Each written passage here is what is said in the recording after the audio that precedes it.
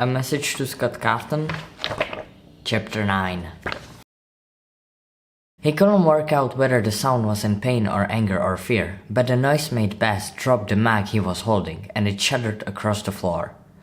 Instinctively, he looked towards where the noise had come from, and saw everyone staring at their younger friend with looks of horror on their faces. "Rhys?" Ryan called out to their friend, but he didn't make any response. With that, everyone kicked into action, and either started to panic or try and help. Baz leaped over the broken china and sprinted to the sofa where Rhys was. He could see what was happening to their friend now. He was convulsing, his muscles jumping back and forth in uncoordinated spasms. His fingers were gripping into his palms as if he was trying to draw blood, and his chest rose and fell in unregulated breathing. His neck had gone floppy, so his head had fallen backwards onto the top of the sofa. Tears were trickling down his face, and he cried out again through gritted teeth. His eyes were open, but he didn't seem to react to what he saw. Rhys was beyond terrified. The world was just a flying show of splotches of vibrant color, with flashes of light which disoriented him and clawed at his eyes. All sound was muffled, just echoes. But every time he heard one, it would send shockwaves of pain through his head, and that just made the colors and light so much worse. He couldn't move. Was he paralyzed? He fought hard against it, trying his best to make one coordinated movement, but his attempts just brought pain and fatigue. Despite all of these senses, his mind was going blank, and it was that which terrified him the most. But whenever he tried to focus against the feeling, the process seemed to speed up. Something touched the back of his head, and it started to burn unbearably.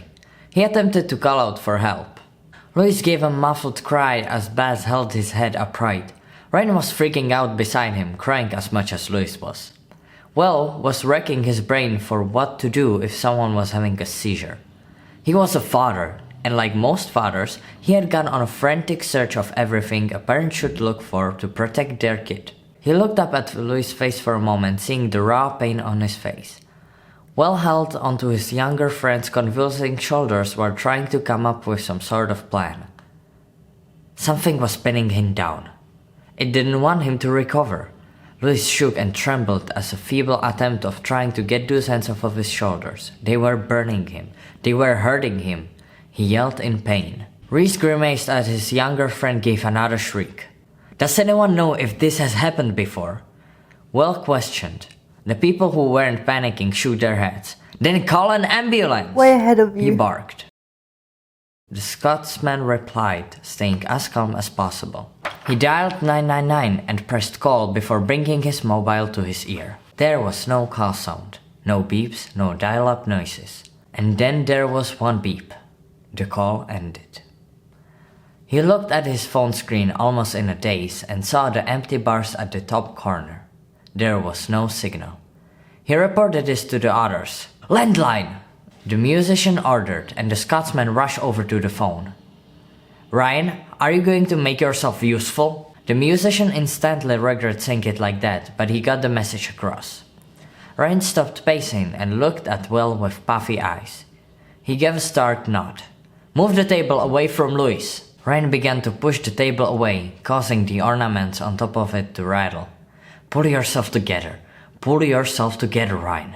Why are you being so emotional all of a sudden? You're usually the calm one." He kept repeating that to himself, thinking that if he talked it for long enough, he would eventually believe it. He knew why tears were brimming in his eyes. He felt guilty. Will closed his eyes and tried to concentrate on what they needed to do next. His mind was swarming with waves of panic. He could barely form a coherent thought. "Concentrate, come on." He pulled up one memory. It was a dull memory of a breakfast show which showed you what you needed to do if this was to ever happen. The thing is, the dummy they used as an example was on the floor. For some reason, that was making it harder to work out what to do. An important thing to remember is never try and hold them down. It will cause panic and possible pain, as the person probably won't know what is going on. Will let go of Louis' shoulders. The pain on his shoulders vanished as if a great pressure had been released from them. The action only gave him a brief relief as throbbing echoes pushed through his body and towards his chest. It was getting tighter and tighter. He felt like he was being squeezed. He couldn't breathe. Bess saw how his younger friend was starting to gasp in between his cries. He didn't know what to do. He felt useless. Ryan was pacing again. Rhys looked confused. Will was rubbing his eyes in concentration. The Scotsman said slowly, drowning out the world. Everyone looked at him. He held up the phone. The wire had been caught. The pink-haired man choked on nothing and looked at his friend in front of him. For a brief moment, it looked like he was grinning. If you were to ask Baz what noise he thought Louis made at that precise moment, he would have told you. Louis laughed. Louis? Will started quietly, his voice breaking with panic. I don't know if you can hear me, but I promise you, everything's going to be alright, okay? Baz quickly told Rhys to go and get his phone in his room and turn on the mobile data so they could use the 4G. The Scotsman hurried away. Will continued. We just need you to stay as calm as possible, okay? We are getting help to you. You just need to hang on. No one is going to save you. Why would they want to? In terrifying situations, it's only natural for the human mind to try and grasp onto something, anything, to console and reassure itself. It desperately wants something to trust. That's why Louis started to listen. The voice was aggressive and yet, for some reason, calming. It made a refreshing change from the previous sounds that he had been hearing. So he listened to the voice, wondering what it had to say. Just try and focus on my voice, okay? Try and concentrate on that. Will said calmly. Louis seemed to stop shaking a little. Everyone is here for you right now. We are all trying to help you, so don't panic about it, alright? Your friends. They know you are struggling and they are just watching. They're hurting us. Do they sound like they care, Louis? No, I don't think so. And you?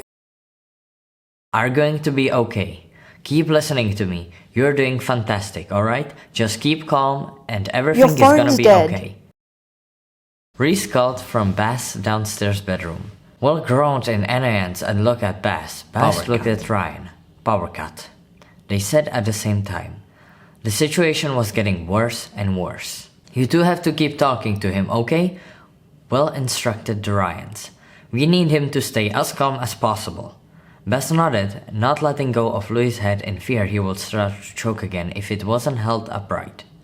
Will dashed over to the counter and tried his phone and picked up Ryan's when he saw it was close by. 2 more options to try. Ryan looked at Louis. He was still shaking but seemed a little calmer. Occasional groans of pain could be heard along with a few whimpers, but at least he wasn't shouting out in pain anymore. Ryan exchanged a glance with Baz before kneeling down in front of their younger friend like Will had been doing. Will's just gone to get help, so just focus on me right now. Louis felt himself slipping. He was exhausted and the voice that spoke to him was so calming, and he agreed with everything that it said. Not willingly, but he couldn't tell the difference. It sounded familiar, but he couldn't place it. His chest spasmed and constricted, and he tried to gasp for breath yet again. You have to give in. You have to let go. You have to... Keep breathing. Ryan whispered, forcing his words to sound confident. Let me in. You have to... The voice paused. A dark figure seemed to float in front of Louis' vision, and it blocked out some of the flashing colors like a comforting shade. It slowly seeped outwards, encasing the sky in a soft darkness. Black tendrils crept around Louis' legs, making their way up to his chest. A dual thought told him that this was not okay, but Louis had long since lost the ability to reason. He smiled as warmth encapsulated him like a kiss. The voice whispered, the sound seeming to come from everywhere. The pressure around his chest lessened a little. The dark tentacles around his body tugged at him gently, letting his body drift downwards. Why were you scared? Don't you think that this is good? Don't you think that... This is stupid! You can give up now, not now! Baz practically yelled as Louis' body started to go limp. His eyelids were fluttering and he was dribbling as his jaw hung open. The Ryans were both terrified that at any moment Louis would simply shut his eyes and not wake up. Well! Ryan yelled into the cabin. He didn't know what else to do, but Will seemed to have some sort of idea, or maybe he was just faking it. Either way, the musician came hurtling out of Bass's bedroom with Rhys close behind with an angry look on his face. The Everyone's Scotsman mobile explained, data has been turned on. There's nothing else to use and we've got no signal. Will crouched down in front of Louis next to Ryan and asked if anything had changed. The younger man explained how Louis was going to pass out. Will nodded. That's normal, I think. I'm pretty sure a lot of people pass out after something like this. He reassured the group. He tried to think of what to say next, but no words would come. It was inevitable that Louis would soon go unconscious, but he still didn't where is want it. Lewis's phone? Rhys asked hastily, already making his way to the stairs. It's the last room in the hallway! Ryan called to him. He looked at the purple and pink-haired man. What are we gonna do if that phone doesn't work? Do the phone in the next door cabins work? I'm pretty sure the park is going to understand if we break into one to call an ambulance. Bess suggested. The musician shook his head and looked towards their shaking friend. Just keep talking, guys. We can't make this any worse than it already is. Can you still hear us, Dawkins? We're still here. Just hang on a little longer. Let go of yourself. The voice instructed again as it dragged Louis down. It was a strange sensation to feel like you are floating but not feel any water around you. The tentacles were wrapping around his chest, but the pressure around it lifted slightly more. He could breathe again. He could breathe. His mind was empty of thought, and it was only his senses that remained. It was dark. It was warm. He was safe. Opening his mouth to take a breath was one of the worst mistakes he had ever made. Louis screamed. If his very first cry was bad, this one was worse. Much worse.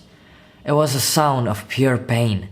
His body shook in extreme jolts, his arms flating to the side and his legs kicking out. One of his feet struck Will in the jaw. Fuck! He shouted, rubbing his face. Their youngest friend screamed out again, but this time it was cut off by gargling coughing. Baz loosened his grip on Louis' head enough for him to lean forward. He started coughing up something. Is that blood? Baz exclaimed. It can't be, Ryan replied, equally distressed. That's way too dark. It's black. It was all Louis could see. It swarmed inside of his open mouth and he could feel it riffling through his body. He tried to cough it out, but he only took more of the substance into his lungs. He had no thoughts, just pure animalistic instincts telling him to get the hell out of where he was. He tried to push the darkness away, but it held him in a vice-like grip. Someone was laughing. Louis went from simply sinking downwards to being dragged downwards into the depths of his abyss. Whispers filled his ears. They were telling him secrets, telling him the truths. Telling him things he never wanted to know. Louis suddenly flopped forward onto the floor. No one was prepared and he smashed his head against the wood with a thud. He clutched his hands to his head, his fingers clawing at his hair. He cried out in anguish through his coughs and curled into a ball, his movements jolted and broken with his muscles still moving uncontrollably. Will and Ryan crouched down next to him, trying to get any coherent response from their friend. The laughter around Louis increased in intensity as his body went from burning to freezing, from being crushed to being sliced. There was no more light, no more color. The darkness had blocked it. Why did he trust it? The blackness seemed to drop in pulses, which Louis was finding it harder to look away from. Where else could he look? There was nothing else to see, just blackness. The tentacles wrapped around his head and clawed its way into his ears, eyes and nose. He felt it strangle his brain. He was fading. He was tired. He couldn't fight this anymore. Will watched powerless as his friend suddenly ceased all noise and movement. Louis' eyes were still open, and he looked at the musician. It wasn't like before, when Louis seemed to look through him. No, he could see well. The purple-haired man looked back, his bottom lip quivering as his tongue held back any words. Louis looked up at his older friend, giving him a look that Will would never forget. It was of unbearable pain. It was of exhaust defeat. It was a sincere apology. The younger man's eyes clouded and rolled into the back of his head. His body melted into a heap as he lay still. He didn't breathe, neither did anyone else. Whatever was left of his now feeble mind pushed one last thought to the surface, just long enough for Rhys to see it as he fell into the darkness. If he had a larger proportion of his mind still conscious, he would have worked this out sooner. That voice, that laughter, it was his own.